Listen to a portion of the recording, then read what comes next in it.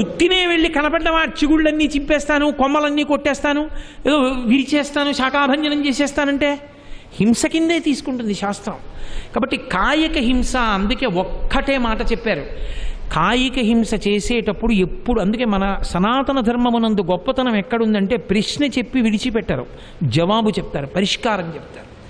పరిష్కారంలో ఒక మాట చెప్తారు, నీవు అహింస చెయ్యాలి, అహింస యందు నిలబడాలి అనుకుంటే ఒక్కటే రుజువు, మాతృవత్పరదారేషు, ప్రతి స్త్రీ యందు తల్లిని చూస్తే కామం ఎలా విరిగిపోతుందో, పరద్రవ్యాణి లోష్టవత్, లోభము పోవడానికి ప్రతివారి వస్తువు నేను పొందాలన్న కోరిక పోవాలంటే ఇతరుల సొమ్ముని బెడ్డ ముక్కలా చూడ్డం నీకు అలవాటైతే నువ్వు లోభమును అంటే పరుల సొమ్ము నువ్వు కోరుకోవడాన్ని గెలవవచ్చు.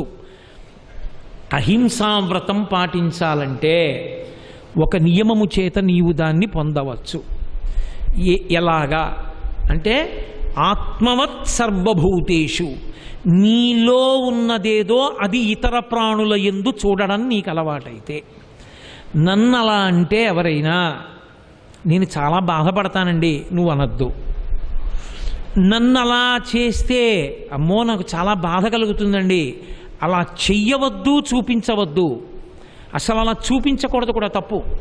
ఒక మనిషి నించుని ఉన్నాడు, వెనక నుంచి వచ్చి ఒక గొలుసు వేసి మెడకి చుట్టి లాగేస్తున్నట్టు చూపించారనుకోండి, నేను మీకు యథార్థం చెప్తున్నాను, సున్నిత హృదయం అయితే తల్లడిల్లిపోతుందండి, పీడకలు వస్తుంది. బాబోయ్ అలా వెనక నుంచి గొలుసేసి గభాలను చుట్టి లాగేస్తే ఏమైపోతాం, అసలు వెనకవాడు కనపడ్డు ఈడిచేస్తే ఎలాగా, మెడ విరిగిపోదు అన్న భావన కలిగేటప్పటికీ మీకు ఉద్వేగం కలిగిపోతుంది. చూపించడం కూడా దోషమే, హింసే అది, అవతల వాడిని నానా బాధ పెట్టేయడం అయిపోతుంది. కాబట్టి ఇది నేనైతే అదొక్కటే ప్రశ్న, చట్టంలోకి వస్తోందా పరిశీలించు. నా వేలి గోటి దగ్గర ఎవరైనా గట్టిగా ఇలా గిల్లేసి ఓ చిన్ని ముక్క లాగేస్తే, నేను వేప చిగురు లాగేస్తే అలాగే ఉంటుంది. నాకు అవసరం లేదు ఇప్పుడు ఆ వేప చిగురు, నేను తుంచవద్దు, నేను దాని జోలికి వెళ్ళవద్దు. నన్ను రాయి పెట్టి కొడితే, నిష్కారణంగా ఎక్కడో తిరుగుతున్న ఒక కుక్కని రాయి పెట్టి కొట్టవద్దు.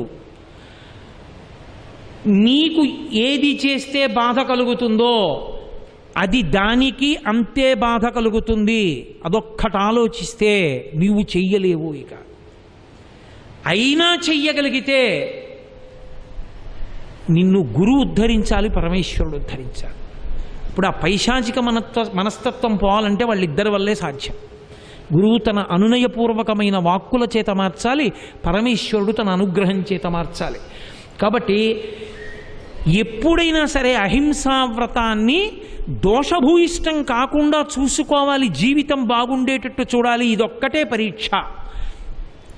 ఆత్మవత్ సర్వభూతేషు, నీలో ఏ ఆత్మ ఉన్నదో ఆ ఆత్మయే అన్ని భూతముల యందు ఉన్నది. నువ్వు ఏదైనా తింటూ ఉంటే ఓ పక్షి వచ్చి అక్కడ కూర్చుంటుంది, కూర్చుని నీ వంక చూసి కావు కావు కావు అంటుంది. అప్పుడు నువ్వు తింటున్న పదార్థం తినాలని దానికి కోరిక పుట్టింది. నీ ఆకలి ఎటువంటిదో దాని ఆకలి అటువంటిది, నీ తృప్తి ఎటువంటిదో దాని తృప్తి అటువంటిది. కాబట్టి నువ్వు ఇంత జంతిక తినేటప్పుడు 2 జంతిక ముక్కలు దానికి పెట్టగలిగితే నీ తృప్తి ఎటువంటిదో దాని తృప్తి అటువంటిది. ఒకళ్ళు అన్నం తింటున్నప్పుడు నీకు విపరీతమైన ఆకలి వేసి వెళ్ళి ఎవడు కొంచెం ఇంత పెడతారేమిటి, కడుపు దహించుకుపోతోందంటే నిన్నొక్క తోపు తోసి వాళ్ళు తలిపేస్తే నీకెంత బాధ కలుగుతుందో, నువ్వు ఒక కాకిని కొట్టేయడం కూడా అంతే. కాబట్టి ఆత్మవత్ సర్వభూతేషు, నీ యందు ఏ ఆత్మ ఉన్నదో అదే అన్ని భూతముల యందు ఉన్నది. అందుకే ప్రహ్లాదుడి విషయంలో చెప్తారు, తన యందు అఖిల భూతములందు ఒక భంగి పరహితత్వంబున బరగువాడు అన్నారు పోతన గారు. అదొక్కటే అగ్ని పరీక్ష ప్రహ్లాదుడికి. నా యందు ఏది ఉన్నదో అది సర్వభూతముల యందు ఉన్నది. కాబట్టి నేను దేని చేత బాధపడతానో అది దానికి చెయ్యవద్దు, నేను బాధ పెట్టవద్దు. ఈ అగ్ని పరీక్షని, ఈ చట్రంలో ఉన్నదాన్ని నువ్వు పట్టుకోగలిగితే నువ్వు అహింసావ్రతమునందు నిలబడి ఉన్నావు. ఇప్పుడు నువ్వు అంతటా పరమేశ్వర దర్శనాన్ని చేస్తున్నావు, అంతటా ఈశ్వరుణ్ణి చూస్తున్నావు, అంతటా భగవన్మూర్తిని దర్శనం చేస్తున్నావు, అన్ని ప్రాణుల సంతోషం నీ సంతోషంగా భావన చేస్తున్నావు. ఇలా భావన చేసినప్పుడు ఇది బయట దొరకని పువ్వు, అపురూపమైన 8 పువ్వులలో ఒక పువ్వు నీకు దొరికింది. ఈ పువ్వు పూజ చేస్తే తరిగిపోయే పువ్వు కాదు. ప్రతి క్షణం నీకు ఆ పువ్వులు ఇక్కడే ఉన్నాయి రాసి, నువ్వు ఆ పువ్వులతో ఈశ్వరుణ్ణి పూజ చేస్తూనే ఉండవచ్చు. ఈశ్వరుడికి అత్యంత ప్రీతిపాత్రమైన మొదటి పువ్వు ఏది అంటే ఇదే. అహింసా ప్రథమం పుష్పం. ఎవడైనా ఇలా పూజ చేసేవాడున్నాడా అని చూస్తుంటాట సర్వేశ్వరుడు. ఆ భావన నీ యందు తైలధారగా, అంటే మధ్యలో తెగిపోకుండా ఎప్పుడూ నిరంతరము నీ యందు ఆ ప్రేమ భావన అలా ద్యోతకమై తిరుగుతూ ఉంటే దానికి కాయిక హింస లేని స్థితి. నువ్వు ఇతరులను చెనకలేవు. అయితే మీరు నన్ను అడగచ్చు, ఓ పిచ్చి కుక్క వచ్చింది కొట్టచ్చా అండి? నేను మీతో మనవి చేశా మొట్టమొదటి, ఏ పని చెయ్యడం వల్ల నీవు నిన్ను నీవు రక్షించుకుంటున్నావో, వినా మార్గము లేదో అది చెయ్యడం హింస కాదు. ఒక పాము నీ మీదకి వచ్చేసిందా, ఏమండి అహింస అన్నారు కదండి, కొట్టకూడదు అన్నారు కదండి, సర్వభూతముల యందు ఈశ్వరుణ్ణి చూడమన్నారు కదండి, అందుకని నేను అలా చూస్తూ ఉంటానండి అనకూడదు, తప్పది. అప్పుడు హింస కిందకి రాదు, అహింస కిందకే వస్తుంది. ఓ పొయ్యిలో వండుకుంటే అహింస ఎలా వచ్చిందో, ఇంట్లో తడిబట్ట వేస్తే అహింస ఎలా అయిందో, చీపురు పెట్టి తుడిచినా అహింస ఎలా అయిందో, ఈ 5 యజ్ఞములు చేసి నిన్ను నువ్వు రక్షించుకోవడానికి ఒక విషక్రిమిని చంపినా, ఓ పిచ్చి కుక్కని కొట్టినా అప్పుడు నీకేం దోషం అంటదు. అది పశువు కాబట్టి ఒక్కొక్కసారి దాని శరీరపు దెబ్బ చేతనే అది లొంగుతుంది. మాటకి మనిషి సంస్కరింపబడతాడు, దెబ్బకి పశువు సంస్కరింపబడుతుంది. కొట్టకుండా పశువుని సంస్కరించలేరు మీరు. కాబట్టి అది సంస్కరించడానికి కొట్టారనుకోండి, బాధ పెట్టినా ఒక మాట వల్ల మనిషిని సంస్కరించడం ఎంత గొప్పదో.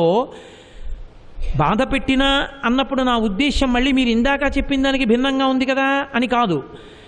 ఇక్కడ ఉద్దేశం ఏంటంటే పెద్ద ధర్మాన్ని ఆవిష్కరించడం, మనసులో ఉన్న కాలుష్యమును తొలగించుట. ఆ మనోకాలుష్యమును తొలగించుట కొరకు నువ్వు ఇలా ఉండకూడదని కఠినంగా మాట్లాడవలసి వస్తుంది ఒక్కొక్కసారి.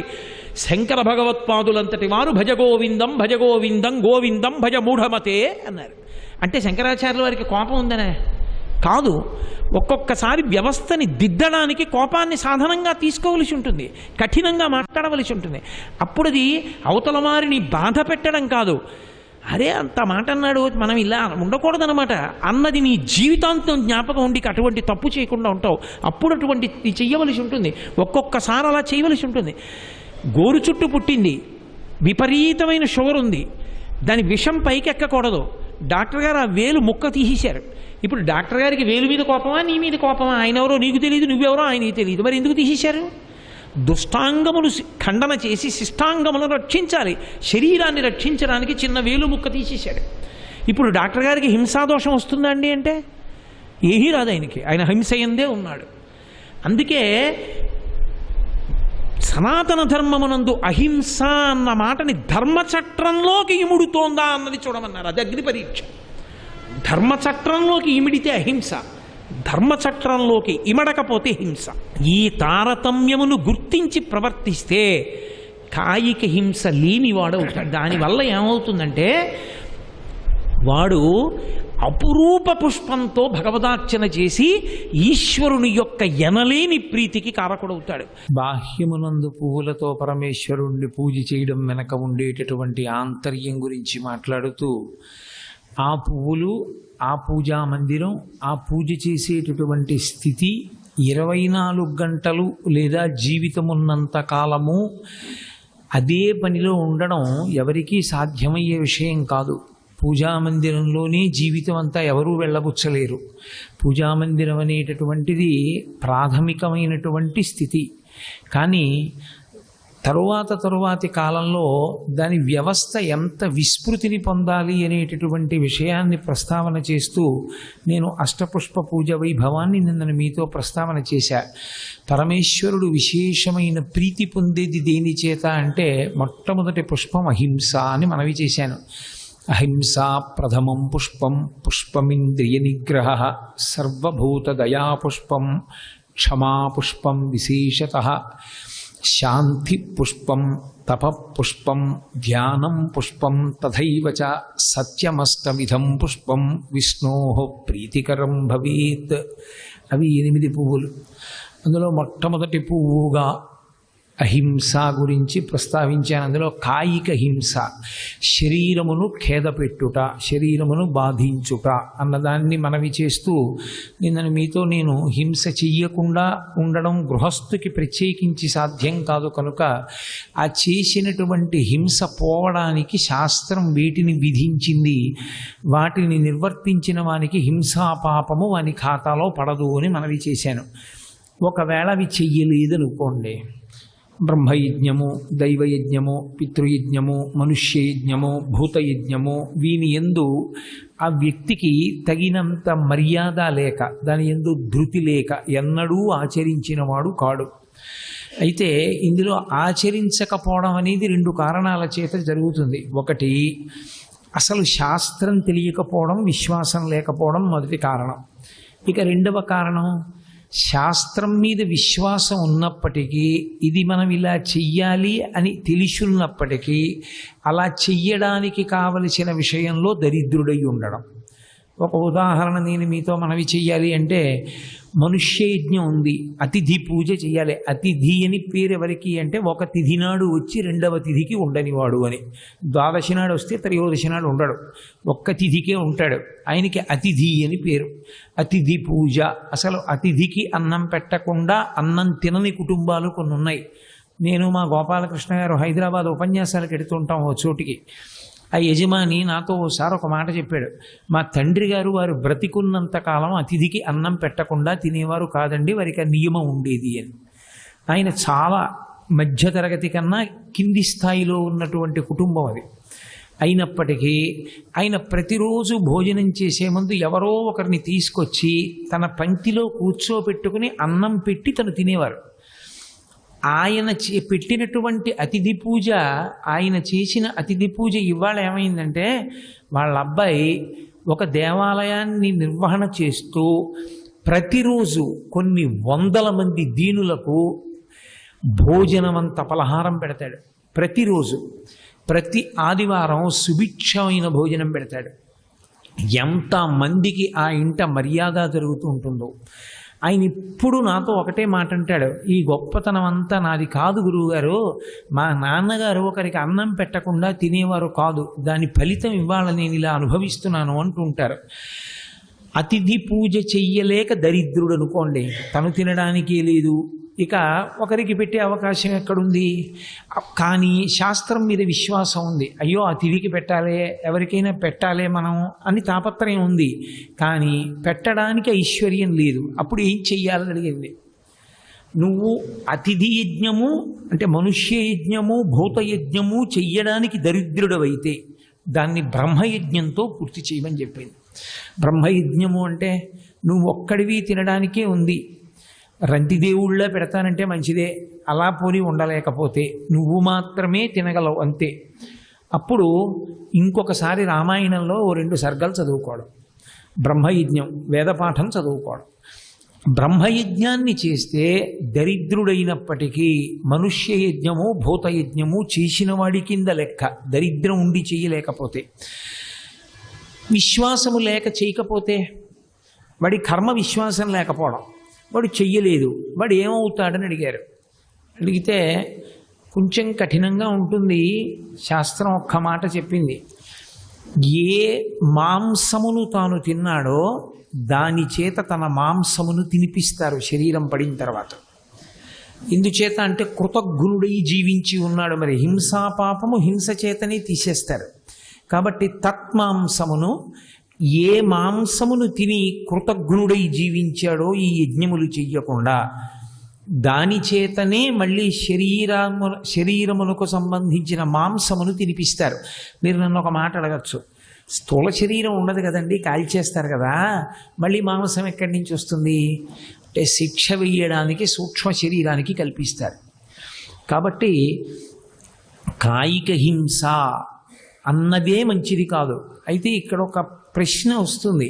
మాంసాహారులు అని కొంతమంది ఉంటారు, వాళ్ళకి జన్మతః మాంసం తినేటటువంటి లక్షణం ఉంటుంది.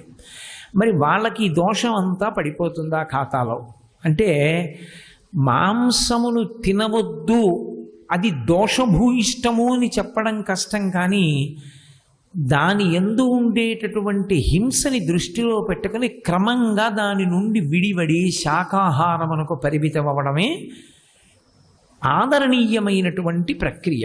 కానీ మాంసాహారము తినడాన్ని పూర్తిగా విమర్శించవలసినంత అవసరం ఉంటుందా అంటే అలా వైదిక హృదయం కాదు. ఉన్నది ఉన్నట్టే చెప్పవలసి ఉంటుంది. ఎందుచేత అంటే ఒక క్షత్రియుడు ఉన్నాడు, ఆ క్షత్రియుడు బలహీనుణ్ణి రక్షించడానికి బలవంతుడితో పోరాడాలి. ఒక సైనికుడు ఉన్నాడు, దేశ సరిహద్దుల్లో నిలబడి అతను సైనికులతో పోరాడవలసి ఉంటుంది. అలాగే దేశంలో నేరగ్రస్తమైన జీవితం గడుపుతున్న వాళ్ళని పట్టుకోవలసినటువంటి అవసరం ఉన్న రక్షక భట వ్యవస్థ ఉంటుంది.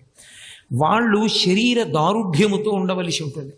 అప్పుడు శరీర దారుఢ్యము కొరకు వారు జన్మతః మాంసమును ఆహారముగా తీసుకోవడానికి అధికారం ఉన్నటువంటి కుటుంబముల యందు జన్మించిన వారైతే అలా తీసుకుంటే దాన్ని పెద్ద దోషం కింద చెప్పడానికి అవకాశం తక్కువ.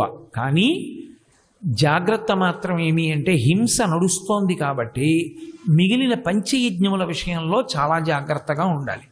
ఆ పంచయజ్ఞములను పరాకు లేకుండా నిర్వహించగలిగితే దాని వలన ఆ వ్యక్తి ఆ పాపము నుండి విడుదల పొందుతాడు అని వేదం మనకి హామీ ఇస్తోంది. కాదు, నేను మీతో ఒక విషయం మనవి చేస్తాను. అసలు యథార్థమునకు శరీర బలము కూడా దేని వలన సంభవిస్తుంది అంటే, బాగా బలం వచ్చేది శాకాహారం వల్లే. ఒక్కటే ఉదాహరణ, అన్ని ప్రాణులలోకి చాలా ఎత్తు పెరిగేది, తన శరీరమే తనకి బలమైనది, అంత పెద్ద ప్రాణి ఇంకొకటి లేనిది ఏనుగు. ఆ ఏనుగంత శాకాహారి లోకంలో ఇంకోటి లేదు. ఏనుక్కంత బలం ఉందా లేదా శాకాహారంతో? అసలు ఇంకా గొప్ప విషయం ఏమిటంటే, అసలు ఎన్నడూ శాకాహారం ముట్టనటువంటి మాంసాహారం తినేటటువంటి జంతువులన్నీ కూడా శాకాహారం మాత్రమే తినే జంతువుల మాంసాన్ని ఇష్టపడతాయి. మీరు చూడండి, సింహం ఏనుగుని తినడాన్ని ఇష్టపడుతుంది, పెద్ద పులి జింకని తినడాన్ని ఇష్టపడుతుంది. ఏది శాకాహారమే తింటుందో దాని మాంసాన్ని కేవలము మాంసాహారమే తినేవి ఇష్టపడతాయి. అంటే శాకాహారము వలన బుద్ధి, బలము, ఆరోగ్యము ఉంటాయి అనడంలో ఏమీ సందేహం అక్కర్లేదు. శాకాహారము వైపుకి తిరిగిపోతే అది ఆదరణీయమే అంది శాస్త్రం. కాబట్టి ఆ విషయాన్ని కాయిక హింస అనేటటువంటి దాని పరిధి యందు గమనించవలసి ఉంటుంది. తరువాతది వాచిక హింస. వాచిక హింస అంటే మాటలతో హింసించుట. హింస కేవలం ఒకళ్ళని కొడితేనో తిడితేనో చెనకితోనో మాత్రమే జరిగేది కాదు. అవతల వారిని మాటలతో పెట్టేటటువంటి కష్టం యథార్థానికి మీరు శరీరంతో చెనకి చేసేటటువంటి హింస కన్నా చాలా దారుణాతి దారుణంగా ఉంటుంది. ఎందుచేత అంటే, ఒక పద్యంలో ఒక మాట చెప్తారు, కడుపున్ రంపపు కోత కూయునదియే గాయాలు కాకుండినన్. కడుపు మీద ఒక రంపం పెట్టి మత్తుమంది ఇవ్వకుండా అటొకరు ఇటొకరు నిలబడి రంపం పెట్టి కోసేస్తే ఎంత బాధ కలుగుతుందో, అంతకన్నా ఎక్కువ బాధ దేనివల్ల కలుగుతుంది అంటే, ఒక వ్యక్తిని వేరొక వ్యక్తి అనకూడని మాట, అనరాని మాట అన్నాడు అనుకోండి, దాని వలన అవతల వారు పడేటటువంటి బాధ ఉన్నదే, ఆ బాధ మీరు చేసిన తపస్సు కూడా మిమ్మల్ని రక్షించకుండా చేస్తుంది. నేను అన్న ఈ మాట మీరు బాగా జ్ఞాపకం పెట్టుకోవాలి. మీరు చాలా గొప్ప తపస్సు చేసిన వారైనా, మీరు ఏ హిమాలయ పర్వతాలకో వెళ్ళిపోయి కొన్ని సంవత్సరముల పాటు పంచాగ్నిహోత్రం మధ్యలో నిలబడి తపస్సు చేసిన వారైనా, వేరొకరి మనసు నిష్కారణంగా బాధపడేటట్టు, అంటే అందులో ప్రయోజనం బాధ పెట్టడమే. ఒక్కొక్కసారి మాట యందు కాఠిన్యం అవసరమవుతుంది. తండ్రి ఉంటాడు, ఇలా చూపించి మాట్లాడతాడు, నిన్ను తీసుకెళ్లి హాస్టల్లో పెట్టేస్తాను ఏమనుకుంటున్నావో, ఇంకింటికి తీసుకురాని నిన్నంటాడు. కొడుకు బెంగ పెట్టుకుంటాడు, బాధపడతాడు. అంటే ఇప్పుడు తండ్రికి హింసాదోషం వస్తుందా అంటే రాదు. కారణం ఏమంటే ఆయన ఉద్దేశ్యం మనసుని బాధ పెట్టడం కాదు, సంస్కరించడం. సంస్కరించడం కోసం తండ్రి అలా మాట్లాడతాడు, గురువు అలా మాట్లాడతాడు. ఒక్కొక్కచో అవసరమైతే గురువు కఠినంగా మాట్లాడవలసి వస్తుంది వ్యవస్థని దిద్దడానికి. అప్పుడు దోషం ఉంటుందా అంటే వాళ్ళ మనసు కూడా వ్యగ్రతని పొంది ఉందనుకోండి, అప్పుడు దోషం వస్తుంది. మనసులో వ్యగ్రత లేదు, మనసు అలాగే ఉంది. కోపాన్ని సాధనంగా తీసుకున్నాడు. దేనికి? కేవలం వ్యవస్థని దిద్దడానికి. అయ్య బాబోయ్, ఆయనకి కోపం వచ్చిందండి అంటే ఇంక అందరూ ఆ పని మానేస్తారు. అందుకని కోపాన్ని సాధనంగా తీసుకున్నాడు అనుకోండి, అప్పుడు ఆయనకి వాక్పారుష్య దోషం అంటదు. ఆయన కఠినంగా మాట్లాడారండి అనడానికే ఉండదు. ఎందుచేతంటే మీకు నేను ఒక ఉదాహరణ చెప్తాను. ఒక మహారాజు అగ్నిహోత్రంలో చిక్కుకుపోయాడు. అంతఃపురంలో అగ్నిహోత్రం అంటుకుంది, అందులో ఉండిపోయాడు. మహారాజు ఎప్పుడైనా వస్తుంటే ఆయన పక్కన నిలబడి వంది మాగది మొదలైన వారు స్తోత్రం చేస్తుంటే మంగళధ్వని వినపడుతుండగా మహారాజు బయటికి రావాలి. అంతఃపురంలో రాజుగారు ఉన్నటువంటి గదిని అగ్నికీలలు చుట్టి ఉండగా మహారాజుని బయటికి తీసుకురావడానికి వందిని మాగదిని పిలుస్తాను, మంగళవాయిద్యాల్ని పిలుస్తాను, పల్లకీలో కూర్చోబెట్టి తీసుకొస్తానని ఎవరైనా అనుకుంటే అలా అనుకున్నవాడు మూర్ఖుడు. అవసరమైతే రాజు 2 కాళ్ళు పట్టి ఈడ్చి బయటికి తీసుకొచ్చేయాలి. ముందు రాజుని రక్షించడం ప్రయోజనం. ఇప్పుడు అలా బయటికి ఈడ్చుకొచ్చినటువంటి సేవకుడికి శిక్ష వేస్తాడా మహారాజు? అగ్నిహోత్రం నుంచి తనని రక్షించాడు కాబట్టి మెడలో హారం తీసి బహూకరిస్తాడా?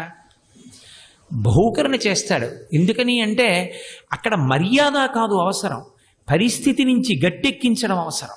కొన్ని సందర్భాలలో అలా మర్యాదగా మాట్లాడి వ్యవస్థని చక్కదిద్దడం అన్నది సాధ్యం కాదు. ఒక్కొక్కసారి కోపాన్ని అభినయించవలసి ఉంటుంది, కొంచెం కఠినంగా మాట్లాడవలసి ఉంటుంది. ఆ మాట్లాడేటప్పుడు అవతల వారి మనసు మాత్రం రజోగుణానికి తమోగుణానికి వ్యగ్రతకి వశమై లేదన్న విషయం మీరు గుర్తుపెట్టుకోవాలి. అది నటన. ఆయన చాలా కోపం వచ్చేసిన వాళ్ళే ఉంటాడు, కాసేపు అలా ఉంటాడు, ఉండి చాలా గట్టిగా మాట్లాడతాడు, ఆవేశంగా మాట్లాడతాడు, ఇలా చూపిస్తాడు. వెంటనే అందరూ వ్యవస్థని దిద్దుకుంటారు. అమ్మో ఇలా ఉండకూడదు, ఆయనకి కోపం వచ్చింది, మనం ఇలా బ్రతకూడదు అని వెంటనే జాగ్రత్త పడతారు. అలా జాగ్రత్త పడేటట్టుగా ప్రవర్తించి వ్యవస్థనంతటినీ చక్కదిద్దడం కోసమని ఆయన చేసేటటువంటి ప్రయత్నంలో అలా మాట్లాడాడు తప్ప నిజంగా ఆయన మనసు వ్యగ్రతకి వశమై ఆయన అలా మాట్లాడలేదు. అదిగో అలా మాట్లాడినటువంటి మాటకి వాక్పారుష్య దోషం అంటదు. అందుకే తల్లి కానీ తండ్రి కానీ గురువు కానీ పెద్దలు కానీ వాళ్ళు మాట్లాడినటువంటి మాటలు మన యొక్క అభ్యున్నతి కొరకు మాట్లాడినవి కనుక వారు కఠినంగా మాట్లాడారండి ఇప్పుడు వారికి హింసాదోషం వస్తుందా అని అడగకూడదు. హింసాదోషం ఎప్పుడు వస్తుందంటే నేను మాట్లాడిన మాట వల్ల వాడు బాధపడాలని నేను సంకల్పం చేసుకుని మాట్లాడాను అనుకోండి, అప్పుడు దోషం వస్తుంది. ఆ మాట వలన కలిగేటటువంటి బాధ ఎంత ఉంటుందన్నారంటే శరీరమును బాధించడం వల్ల కలిగేటటువంటి బాధ కన్నా ఆ మాట వలన కలిగేటటువంటి బాధే చాలా ఎక్కువగా ఉంటుంది. అందుకే హింసయందు అగ్రస్థానం దేనిది అంటే నిజానికి కాయిక హింసది కాదు. ఎక్కువ హింస దేని వల్ల జరుగుతుంది అంటే వాక్కు వల్ల జరుగుతుంది.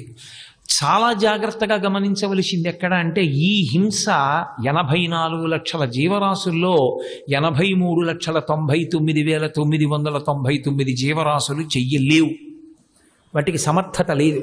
ఎందుకంటే ఒకటే కారణం, వాటికి వాక్కు లేదు, అవి మాట్లాడలేవు, అవి అరుస్తాయంతే తప్ప వాటికి మాట్లాడడం రాదు. మాట్లాడి బాధ పెట్టగలిగిన, మాట్లాడి అనునయించగలిగిన మనుష్యుడు ఒక్కడే. పరమేశ్వరుడు ఇచ్చిన గొప్ప వరం మాట ఎవరికి అంటే ఒక్క మనుష్య జాతికి ఇచ్చాడు. ఆ మాట ఒక్కటి చాలు నువ్వు మహోపకారం చేయొచ్చు. ఆ మాట ఒక్కటి చాలు నీ మృత్యువుని నువ్వు కొని తెచ్చుకోవచ్చు. మాట ఒక్కటి చాలు జన్మ జన్మాంతరముల యందు నువ్వు బాధపడడానికి కావలసినంత పాపం మూట కట్టుకోవచ్చు. ఒక్క మాట చాలు నువ్వు చేసిన ఎంత తపస్సు నిన్ను రక్షించలేనంత ప్రమాదకరమైన స్థితిలోకి నువ్వు జారిపోవచ్చు. అందుకే అన్నిటికన్నా అత్యంత జాగ్రత్తగా వాడవలసినది ఏది అంటే మాట ఒక్కటే. ఎందుకో తెలుసా? ఒక సైనికుడు ఒక శతఘ్ని పట్టుకుని నిలబడ్డాడు అనుకోండి, అతనిని శత్రు సైన్యంలో ఉన్నవాడు కాల్చే లోపల ఒక శతఘ్నితో అతను కొన్ని వందల మందినే ఇబ్బంది పెట్టగలడు, కొన్ని వందల మందిని చంపగలడు. కానీ ఒక వాక్కు భూకంపం లాంటి ప్రకంపన తీసుకొస్తుంది, సునామీలు తీసుకొస్తుంది. ఎందుకంటే భూకంపం వస్తే బయట తెలుస్తుంది. సముద్రాంతర్గతమైనటువంటి భూమి కదిలిపోయిందనుకోండి, సముద్రమే లేచి ఊళ్ళ మీద పడిపోతుంది. మనసు లోపల ప్రశాంతంగా ఉంటుంది. ప్రశాంతంగా ఉన్నటువంటి మనసుల యందు అపారమైన భావోద్వేగము కలిగి ఇక వాళ్ళని నియంత్రించడం సాధ్యం కాని రీతిలో మాట్లాడారనుకోండి, ఆ తరువాత మాట్లాడిన వాడు కూడా ఇక ఆపలేడు. ఈ కట్టలు తెంచుకు పడిపోతారంతే. అప్పుడే వస్తాయి విప్లవాలు, అప్పుడే వస్తుంది అరాచకం, అప్పుడే వస్తుంది సర్వం నాశనం అయిపోవడం అన్నది. శాశ్వతంగా గోడలు మనుష్యుల మధ్య నిలబడిపోతాయి. మాట అంత ప్రమాదకరం. ఒక్క మాట అజ్ఞానం నుంచి జ్ఞానం వైపుకి తిప్పేస్తుంది. అందుకే వాక్కుని అగ్నిహోత్రంతో పోలుస్తారు. అగ్నికి దాహకత్వం ఎలా ఉందో కాల్చగలిగిన గుణం, అలా వాక్కుకి అజ్ఞానాన్ని పోగొట్టగలిగినటువంటి గుణం ఉంటుంది. వాక్కు అవతల వారి యొక్క భావజాలమును నిర్మాణం చేస్తుంది. శ్రీ ఉమామహేశ్వర పరబ్రహ్మార్పణమస్తు. స్వస్తి.